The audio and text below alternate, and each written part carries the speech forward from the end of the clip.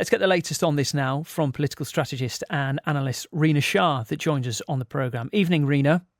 Hi, good evening. I'm going to ask you what I've asked everybody else, your reaction to this news, please. I hate to admit, I'm a bit unsurprised. Just 2 months ago, when there was that attempt on his life, former President Trump's life, back in Pennsylvania, I feared that perhaps we'd see more attempts. And here we are. It's a reality now, but the reality has a lot in common. These two attempts, both lone white men with rifles. And we have seen this pattern in other shootings across the United States, whether they be in movie theaters, churches, schools, other public places. But to try to execute the immediate former president of the United States, that really takes the cake. But again, when you see these individuals stand alone and try to commit this absolutely horrendous act of assassinating a public figure, you have to wonder how many other Americans are out there with the same thoughts in mind that they could further their political agendas with violence. And what we see is a great many more do believe that's necessary and something that is acceptable. Very scary. It's a really important point that you start with straight away, Rina, is that this idea, we've heard from countless people in the wake of the first assassination attempt and now this one, that violence has no place in America. But the reality is with this epidemic level of gun violence in the States, with this incredibly divisive and at times offensive discourse taking place between the left and right in America, that actually violence does have a place. It's a very real place in America and a real place in the heart of American politics, it seems now. It's difficult to talk about because everybody has a very emotional response to these shootings because frankly any American can suffer and be a victim of these shootings at any given point in time the minute you walk outside your house. In Florida, for example, I think what's most unbelievable to me is how their state legislature essentially is going down this path that is not just more and more detrimental to the lives of Floridians. But look, I'm a Second Amendment supporter. I once used to be a responsible gun owner, and I no longer am. I have small children in my house, and we know that guns are the number one cause of pediatric deaths in America. But going back to Florida for a moment, you don't need a license or permit to conceal carry a gun in Florida. Gun owners are actually even allowed to quote unquote briefly and openly display a firearm. Wow. That is in the 2024 Florida statutes. I believe the statute is 790.053. I am reading this verbatim to tell folks that this is true. It is very true that people in Florida who live under laws like this are more susceptible to dying from gun violence, the former president included.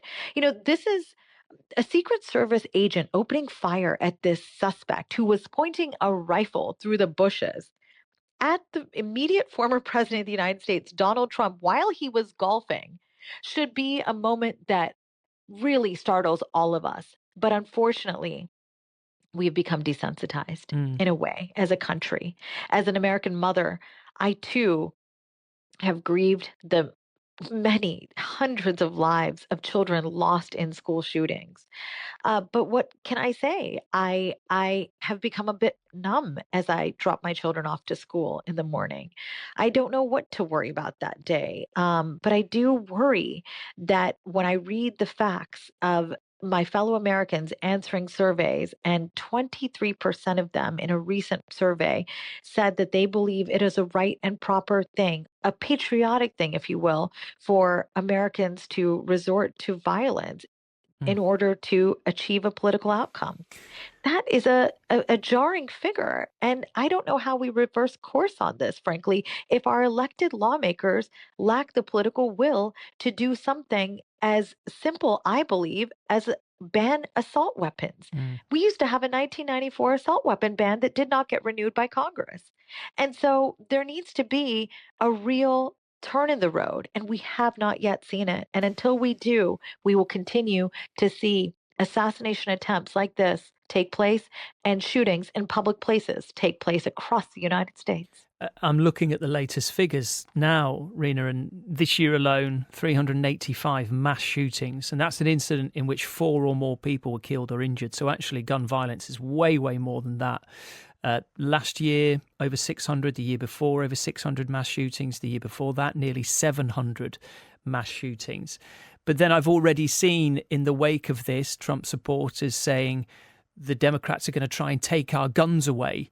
You know, this cannot be allowed to happen. We must fight for our rights to bear arms in the wake of their presidents, their chosen president, nearly being killed by someone that has chosen to take up arms. There's a horrible irony that those who are the ones that are supporting Donald Trump and saying we must keep our guns have nearly lost him twice now at the hands of someone bearing arms. That's what strikes me as most bizarre. And what the Trump Vance ticket goes out and campaigns with every day of the week is messaging regarding our society being one that's in decline. Well, okay, yes, it is, but tell us why and what you're going to do to correct course. And they don't. In fact, they continue to make hypocritical moves almost that are illogical, if you will. Look, I will say this. The reality is with former President Trump, whether you like him or not, you do realize that he's the one that starts a fire and then feigns innocence for starting that very same fire. He's almost becoming like the boy who cried wolf, and at a certain point, what he's been crying is victim. And at a certain point, you have to wonder, well, is he really the victim here, or are we? So I think there's this moment where I think so many people like me, and I'm a political expert. I've been studying the American political system since I was before I was college aged. Even I took a great interest in the American presidency in my before I was even a teenager. I have always had a great respect for it, and always felt that it's possible to get a woman in power. And now here we stand with Kamala Harris as the Democrats' nominee. And I'm not a Democrat, but I have already endorsed her campaign because I see the contrast here, light versus darkness. And we have to point out, and I have done several times tonight, and in a way it goes without saying, but obviously, no matter what Donald Trump has done or said, he doesn't deserve to have someone try and take his life. We can never justify that, could never be justified. But one thing I wanted to talk to you about as a political strategist in this is what strategy both parties take now.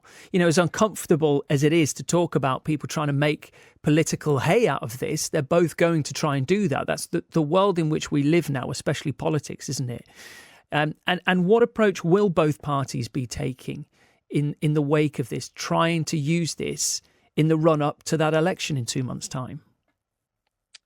It used to be a phrase that we could start many a statement with. Reasonable people can agree.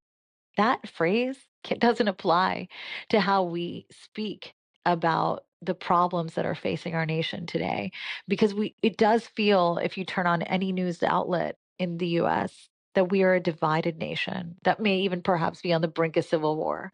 I've spoken to many folks across the pond and globally about how they see us.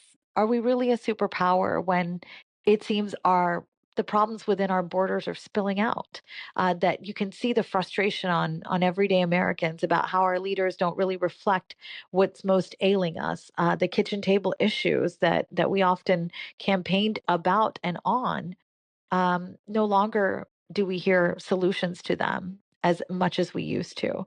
We hear campaigns have to try to turn out their most extreme. And frankly, let's be clear about how we ought to be clear about how Donald Trump came to be the Republican nominee.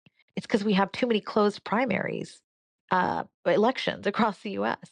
We need more open primary elections, because what happened is that you saw last fall an entire crop of Republicans, some much younger and more credible and experienced and very articulate about what they believe were good policy solutions from the right. You saw them all take to debate stages over and over, and Donald Trump not show up. And yet Donald Trump got elected as the Republicans' nominee to face Biden and now Harris, obviously. But what we know is you get your most extreme, most ardent, fervent supporters of the parties show up in these primary elections, and therefore you got Trump. Even though he's pretty unpopular in the Republican Party. Yes, the Make America Great Again movement still has a stronghold, a choke, if you will, on today's Republican Party. They've even remade it in their image. Mm. But one thing is true, we can change the course of history if we start to have some systemic reforms that will make sure the will of the average American voter is better represented. We need things like ranked choice voting, which is a systemic reform that's actually pretty palatable to a lot of conservatives nationwide. But when you have special interest essentially keeping things from changing, you end up with the status quo. And I feel like we're in that moment right now. So, as a political professional, it's really hard to work in a space where misinformation and disinformation dominate the airwaves. And there seem to be no checks. And then also the news cycle is maddening to the average American who's pretty tuned out and isn't keeping up with essentially the hour by hour changing narrative that almost seems forced down the throat of whatever you're tuning into to get your news. Mm. This past week we heard from VP Harris that she does not want to take away the guns of American gun owners. She actually even revealed that she is a gun owner herself. I think something that startled many Americans, including me, because she's thought to be a liberal from California. In fact, that's what she's identified as in the past, because prior to becoming the vice president, she was she was one of two senators from the state of California representing Californians in the United States Senate. So the central sense about her was that she would be somebody that wants to get guns off the street, especially since she was an attorney general and a DA. But one thing I really want to make clear here is that was such a bombastic moment. And suddenly we moved on from that as a country. So being back to how political strategists game out this moment where we're really operating under not just completely ahistoric circumstances, but we are in completely uncharted territory given the fact that the Republicans nominee is also somebody who's been convicted of felonies. And Mm. there are felons across the country who are unable to cast their votes in certain states. So we are really not sure what comes next. But one thing is for sure, we all should find this to be we should find moments of unity as much as possible, because if you don't have unity, you're not really a nation. I wonder, though, whether, Rena, just finally, you think both political parties or Kamala Harris and Donald Trump will be able to find that unity. This could be that moment that they both say, as they kind of did in the aftermath of the first assassination attempt, we are going to pull back on the anger and the hate. We are going to dial it down because, look, this is the reality of what happens. Yet instantly, it's kind of back up to amped up to 10. But it would take a brave person, wouldn't it, in let's say Kamala Harris to say, okay, in the run up to the election from now on, I am only going to be civil and cordial. I'm not going to go on the attack in any way. I'm just going to talk about the good things that I will do. I'm not going to call out Trump for anything. I'm just going to focus on the positive aspects because it's too risky a move heading towards the election in November, isn't it? Those words you just mentioned would be perfectly good and fine and right for her to say. And I believe she's actually said those exact kinds of words in this short campaign she's run so far. It's only been a few weeks since she officially became the Democrats' nominee at their convention in Chicago. Only 2 weeks, in fact, perhaps even less if I've got my days straight here. So, what kind of pressure are we putting on her versus on Trump and Vance, who seem to be uh, pushing across false and baseless claims about certain demographics of people? Just this past week, they were talking about Haitian migrants who are eating pets, being cannibals of pets in certain parts of the country. I mean, this is a moment in which you have to wonder uh, who has more responsibility here to conduct a more virtuous campaign, one that's only focused on positivity. I think we're too far past that moment. I think it's now really trickled down to the people, the voters. The sentiment is coming from many parts of American society. So I don't know that it's going to take one or two elected leaders to continue to use that phrase that we've been hearing for years, which is let's dial down the rhetoric. Nobody's doing it. It's up to each one of us individually to do the right thing and push back on the negative aspects of politics. And this is unfortunately today just another one of them. Okay, Rina, thanks for your time. Appreciate that very much. That's political strategist and analyst Rina Shah on the programme.